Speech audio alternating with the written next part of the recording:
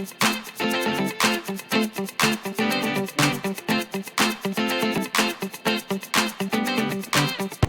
good morning, everybody. This is Dear Mama Sal on a beautiful Thursday morning. Yay for Thursdays. For the new viewers, just want to let you know I don't work on Fridays. In which case, this is my Friday because it's Thursday. Wrap your mind around that. You'll get there eventually. All right, it's 19 degrees already here in southern British Columbia, which would make it 66 in American, which is pretty darn toasty for this time of the morning, which means it's going to be a hot one. Now, I'm particularly bouncy this morning because it's a long weekend here in British Columbia. We have a holiday on Monday. So listen to what happens to me. I have nearly a week off of vacation. I go back to work for 2 days, and then I've got another Friday, Saturday, Sunday, Monday, another 4 days off. Yay! How's that for planning? I'm not as stupid as I look, thank goodness. What I thought I would do today is to handle a subject that I've been waiting to handle since I was away, and it wasn't appropriate to handle it while I was on vacation, but I believe today it is, because we got a lot of new viewers, and for those new viewers, in case you don't know, part of what we do here is we support people going through a tough time. It's part of what we love to do, and we are big into making sure that whatever's going on in your life, that you've got some people who will believe in you and people who will hold your hand through it, figuratively speaking. So, you know, it's really strange how I often say to the viewers, you know, you guys only get to see the tip of the iceberg because you don't get to see the emails I receive and love to receive, and the notes I get, private messages I get on all the various systems. And, you know, I can talk about that until I'm blue in the face, but, you know, until you actually see it, it's not really, it doesn't really make a whole lot of sense.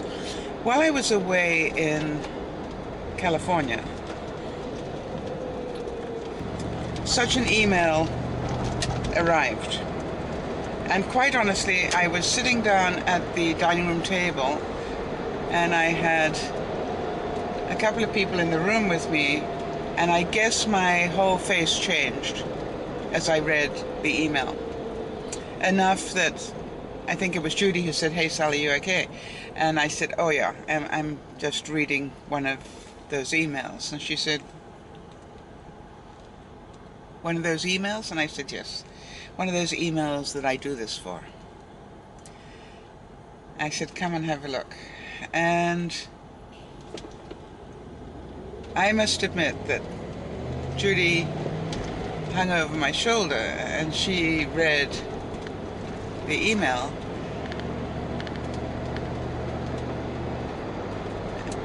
and was pretty stunned at how sad the email was. And I remember her saying to her, "Do you get many of these?" And I said, "Yes, I do." And then there was a whole discussion, how did I cope with that and so forth. Anyway, I don't want the person who wrote me the email to feel anything but absolute 100% well done, because that's exactly what we're here for.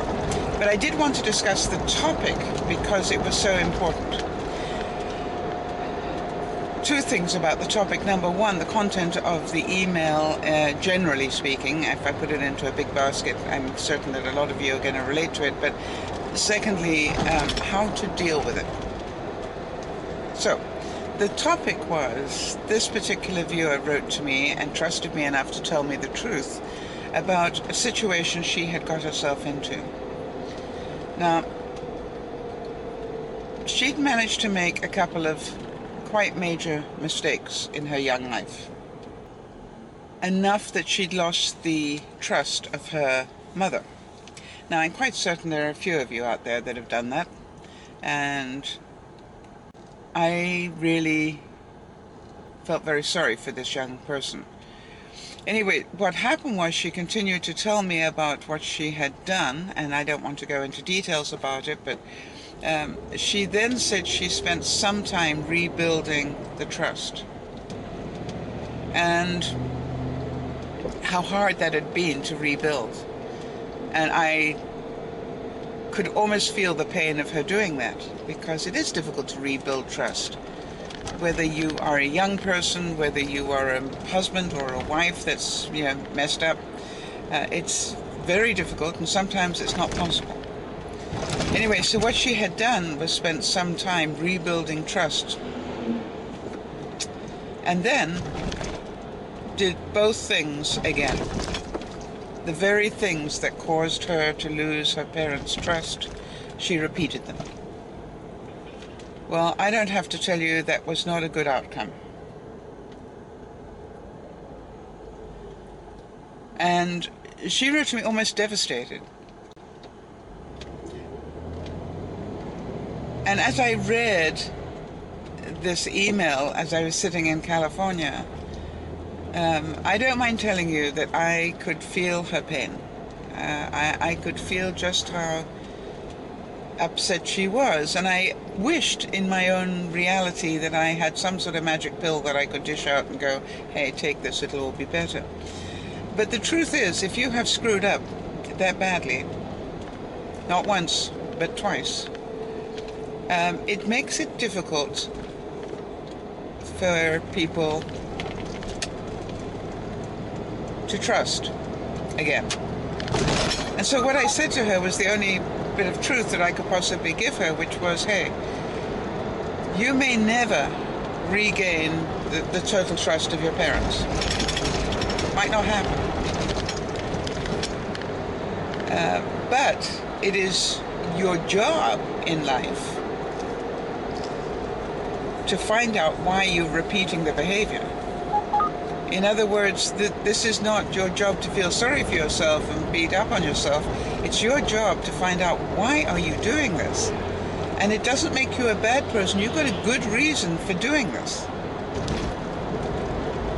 And it's a psychological reason. When I say a good reason, don't get me wrong, breaking people's trust is not a good thing. We know that. But if you do that, then there's something that was stronger than your respect for your culture, for your upbringing, for whatever.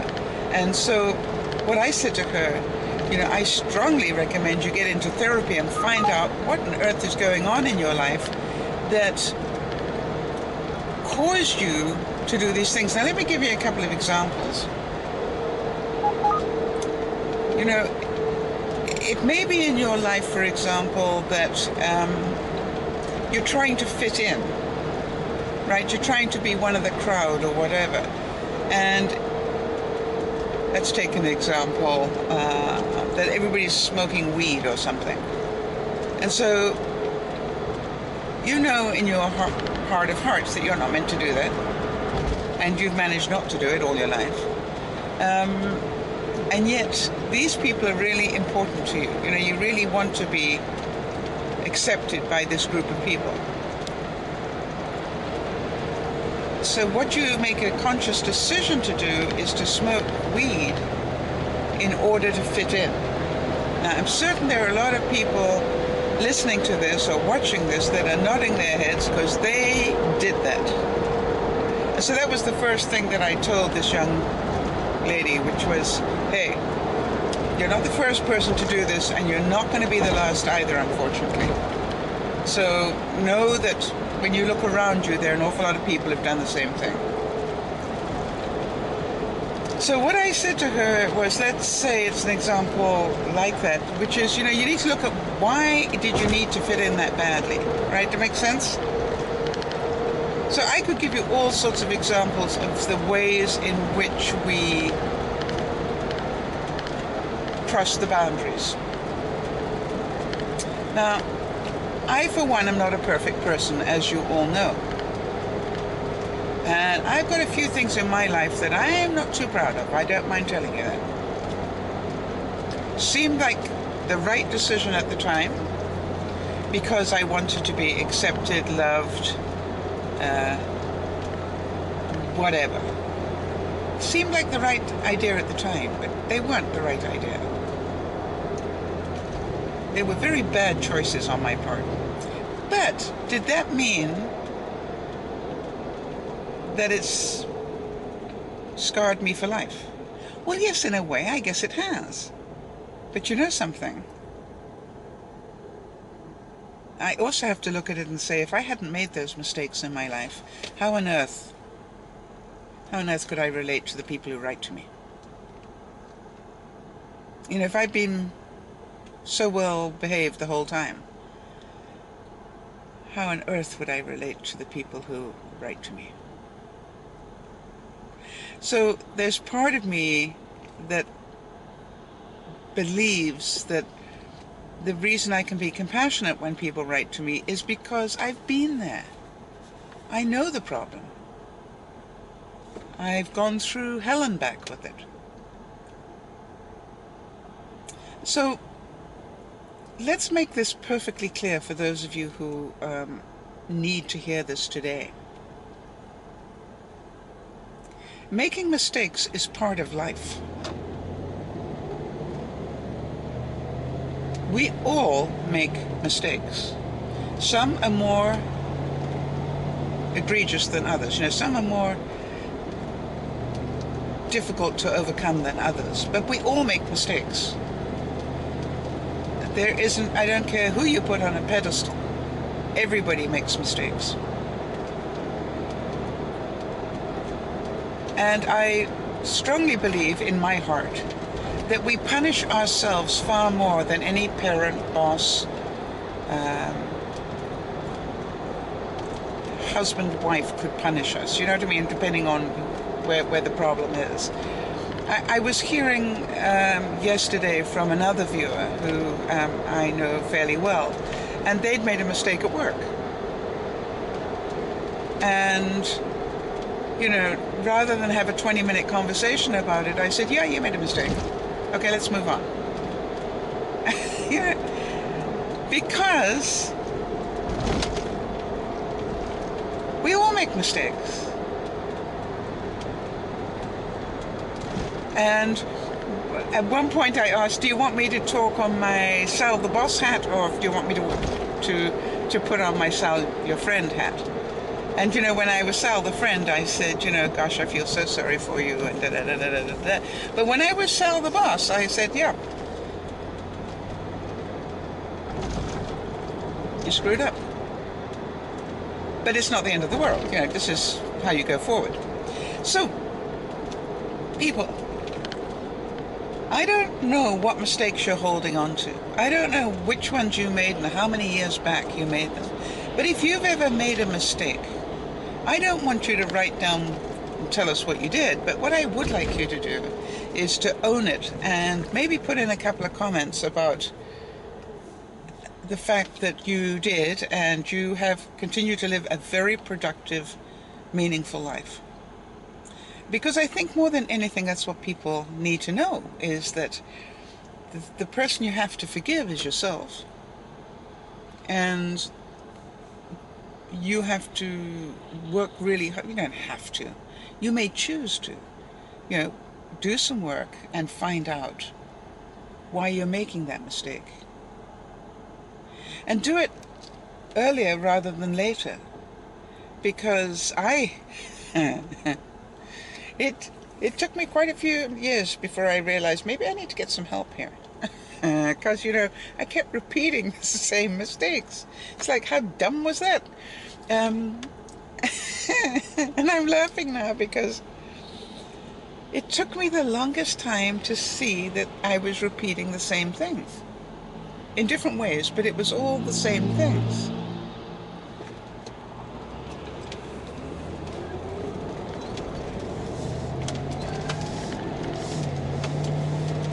And, you know, it didn't take me a whole lot of time once I started to get help to sort out why. And once I understood why, then suddenly the need wasn't as great because I then knew what I was compensating for. And it made perfect sense to me. And once it made sense, I could do something about it. I knew where to put my energy in terms of,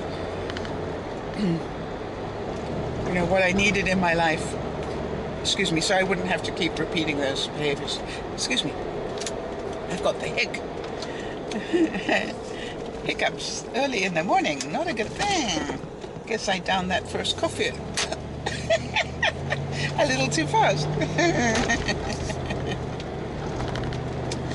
So, for those of you who've made mistakes, right, let's have some support for people who are going through that. And I know that some of you are going, say, Sal, I'm an expert in that one.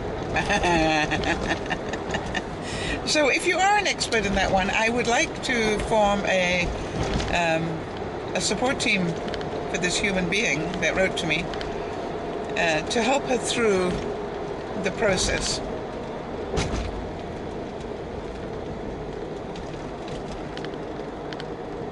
Because she deserves that. To have the honesty to write. And she deserves a support team. And it's funny because I think the comment that was made when I was reading it was, boy, and people trust you that much that they write that information. And I went, yes.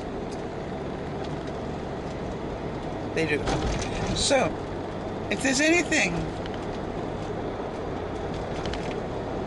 that you've made a mistake on that you'd like a little bit of extra help on and you think I might be able to help, feel free to write. The place you write to is dearmamasal@gmail.com. And I will get back to you just as soon as I can. Some days are easier than others. Understand that I do work for a living and most of my evenings are spent trying to get the vlog up. Now, I've got to tell you, last night was a comedy of errors because I didn't finish getting the vlog up until nearly 2 o'clock in the morning. And somebody wrote to me and said, that's dedication. I can't remember who it was, but thank you. I appreciate that support. I was sitting there, late at night, patiently waiting for things to happen.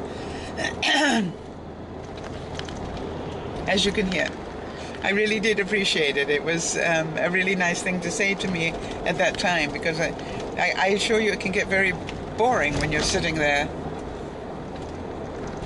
waiting for the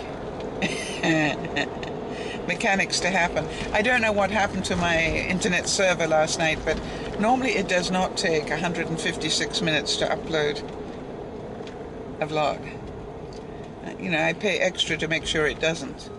But last night, I guess everybody was doing something that it took so long. I find if I do it earlier in the evening, it uploads better. So, mistakes. We all make them. Some are worse than others, aren't they? And now that you know that, I want you to be aware of the people around you who are making mistakes and need maybe just a moment of compassion.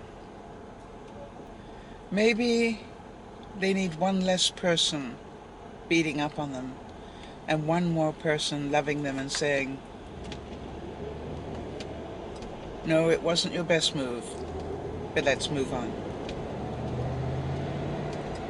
Because I still love you.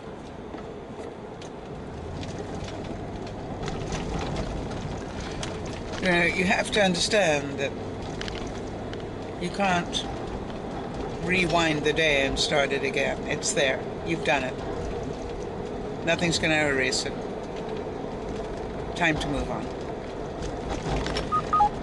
Thank you all for being there. Thank you for being there for me when I need it. I really appreciate it. And most of all, thank you for being there for each other. I've got a gizmo in my car that is talking to me today. Not quite sure why, but it's talking to me. This is Dear Mama Sal saying have a superb day. Bye-bye for now.